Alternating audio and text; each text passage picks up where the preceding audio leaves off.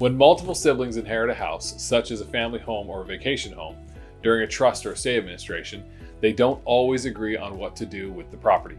Sometimes one or more siblings want to keep the home, and another sibling wants to sell it. These situations can be complex and difficult to resolve. I'm Daniel Hunt, a certified specialist in estate planning, trust, and probate law. And in this video, I'll explain 5 options for inheriting a house with siblings.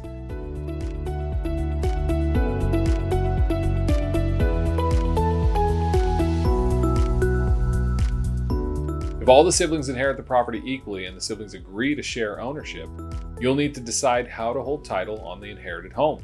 Tenants in common and joint tenancy are 2 main options.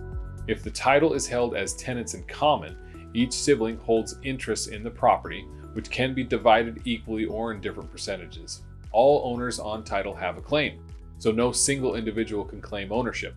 This means that each owner can sell or transfer their share in the property to another person without needing approval from the other siblings. If one sibling passes away, their interest passes automatically to their heirs according to their estate plan. If the title is held as joint tenancy, all co-owners possess equal shares in the property. Shares of the property can't be sold without the consent of all the other owners. Ownership isn't passed down to heirs if a co-owner dies. Instead, the deceased sibling's share would pass to the surviving siblings who are still on title. With joint tenancy, you can transfer your share to another person, but that person would become a tenant in common, while the remaining owners would still hold their shares in joint tenancy. If the property is a valuable asset and the siblings want to use it to collect income over an extended period of time, you could create a partnership agreement and rent the property. The agreement would state the amount of rent to be charged, whether you want a short or a long-term renter, and how decisions about property maintenance will be made. The siblings may wish to find an independent property manager to maintain the home. A property manager typically charges a percentage of the rental income as a fee. If all of the siblings decide that selling the property is the best option, they can sell the house and divide the sale proceeds as part of the estate. Some advantages of selling the home include receiving an immediate payout and not needing to worry about ongoing property maintenance. The first step to selling the real property is to seek an appraisal by a professional appraiser. If the siblings sell the home, they should be aware that they may need to pay capital gains tax if the home has increased in value since the date they inherited it. Selling the property quickly after inheriting it can help avoid this issue. Family members can be offered a right of first refusal, which is a contractual right to buy the property first if they wish to do so and have the funds to make the purchase. However, they would need to pay open market value, the same price the home would sell for in the marketplace. If one sibling wants to purchase the home and the other siblings want to sell it, then a buyout may be a possible solution. If the estate has enough liquid assets, the estate executor or successor trustee could include the home as part of that sibling's inheritance and allocate more or all of the liquid assets to the other siblings as an in-kind exchange. If the estate doesn't have enough liquid assets, or one person's inheritance would not be enough to purchase the property, the family member who wants to keep the home may be able to buy out the other siblings with their own funds. With a buyout scenario, one sibling buys the portions owned by the other siblings and becomes the sole owner.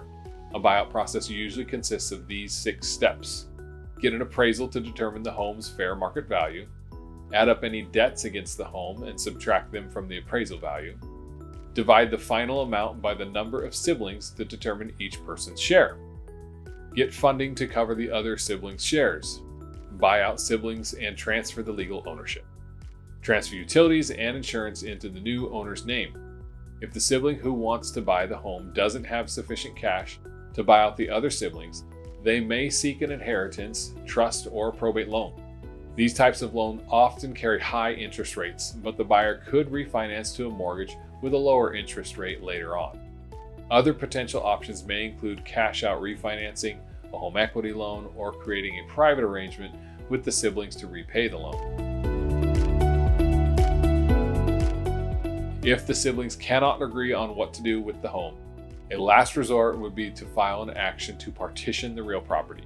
A partition lawsuit basically forces one or more siblings to sell the property. After filing a partition suit, a judge would evaluate the case and decide what to do with the property. Since a home can't be split into smaller pieces and divided up like some kinds of other assets, the judge usually orders the home to be sold. During a partition suit, costs may include court filing fees, attorney's fees, and a court-ordered referee. You would also need to cover the property's mortgage payments, maintenance, and utilities while you wait for the case to be resolved. In some extreme cases, a partition lawsuit may be the only way to get a sibling out of an inherited house, especially if they refuse to vacate or negotiate. But because of the expense and family conflict involved with the partition action, it is generally a last resort. For help deciding the best way to deal with an inherited home, seek the counsel of an experienced trust and estate administration attorney. They can provide personalized counsel based on your family's unique dynamic and circumstances. If you have any questions about options for inheriting a house with siblings, feel free to contact our law firm. Thanks.